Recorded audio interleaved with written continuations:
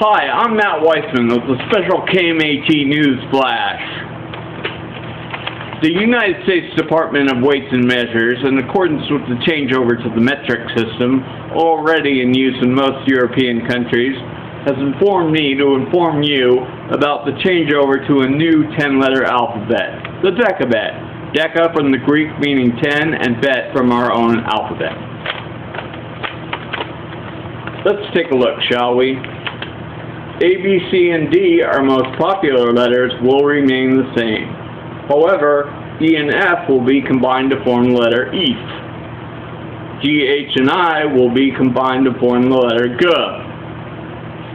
J and K will remain the same. L, M, N, and O will be combined to form this easily recognizable letter, Elemento. Incidentally, a boon to those who already thought that Elemento was one letter anyway. Finally, the so-called trash letters, or the letters P through Z, will be combined to form this easily recognizable dark character. Now let's take a look at how these changes in our alphabet will affect our daily speech habits. A, B, C, and D remaining the same will not affect any words containing those letters. However, E and F, now being combined, would result in words such as iberal. G, H, and I, being combined, forming the G sound, will be pronounced go tell, as in honey, I stayed at the go tell. However, if H was initially a silently pronounced letter, such as in the word Ghana, the pronunciation will now be changed to Jana. J and K remain the same. Elemento will form words such as element open, as in honey, would you please element open the door.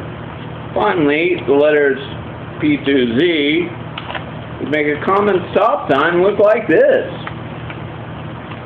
Join me next time when we explore changes in alphabet soup and spelling bee contest rules. But now, a special report. The cold breeze blowing through Hollywood these days. Movie execs and TV moguls who used to work on the latest Rock Hudson picture, or latest Liberace special, concert special, what have you. They're now putting out trash called TV shows like Dancing with the Sluts and My Dog is Gay. Following bums and drug addicts around with a camera is called television. More and more people are getting their entertainment from their computers. Let's face it. Movie execs and TV moguls kicked right out of the studio. Fat mortgages and big car payments.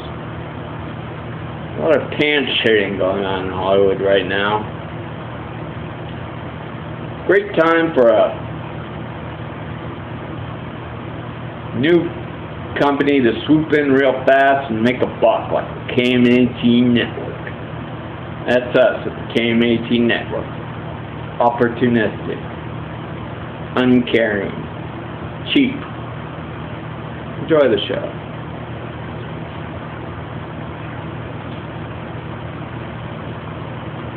Anyway, in the news, Sarah Palin. You caught me. Everyone's got a bad habit, right? So I covered it up with this monumental statement. The Regents of the University of California on the nomination of the faculty at Santa Barbara have conferred upon Matthew Raphael. Kind of a cool middle name, isn't it? Kind of gives me that Latin lover kind of mystique, ladies. If you're watching, Lisa. Anyway. Weissman, The degree of Bachelor of Arts with a major in psychology, with all the rights and privileges thereto pertaining. I don't know too much about rights and privileges, but sure works good for covering up your computer screen when your wife walks in on you looking at Photoshop pictures of Sarah Palin. Speaking of Sarah Palin, she just broke Ronald Reagan's commandment to never speak ill of another Republican by dropping the proverbial load on Chris Christie, governor of the Garden State. A more ironic name for a state, paradoxical if you will, could not be conceived. Not too much greenery growing in New Jersey. If you notice, every time you look on the back of a can of bug spray or turpentine or maybe I don't know, heavy metals, plant fertilizer, shit like that, it's always usually made in New Jersey. They don't have a whole lot of environmental laws there, unlike our great state. What's happened in the news lately, despite Sarah? Oh yeah, George Will went on TV and he knocked Huck and Newt right out of the game, man. And then there were three. You know? Unless Chris Christie decides to run, and he repeatedly says he's not, so that would make him a big fat liar. Let's play Big Fat Liar, shall we? Muammar Gaddafi, our favorite Middle Eastern dictator,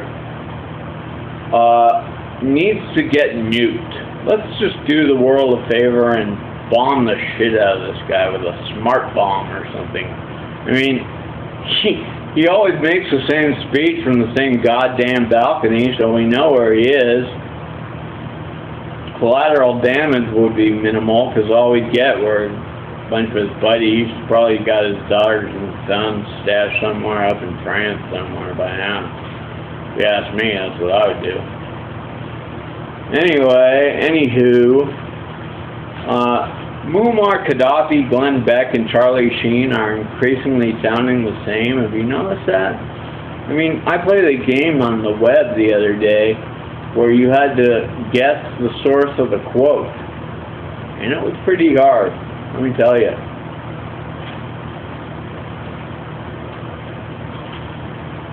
And drinking on TV like it's the 50s again.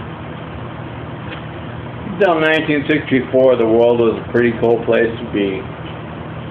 When the Beatles came along, started dropping acid, smoking dope, singing Love, Love Me Do, and everybody did. This was before,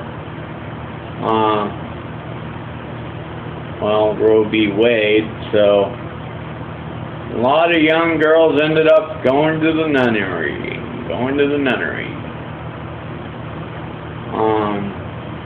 Let's see. Oh yeah, Muammar. This guy needs to get nuked, you know, I mean, at least smart bomb. The problem is that the rebels have fought this thing to a stalemate because they're all riding around in old GTIs and French Renaults. Remember those lay car piece of shits? Alliance, ring a bell? Anyway, France sells a lot of cars down in Africa. If you've never been there, I have. They're riding along the highways, easy targets for fighter jets to swoop in and heat-seeking missiles. Bye-bye, rebel. They don't have four-wheel drive vehicles or tanks, for example, like we do. They're not very well armed. Small arms tend to be the name of the game down there. No SARMs or shoulder-armed rocket missiles like we shipped over to Afghanistan. Remember that? Charlie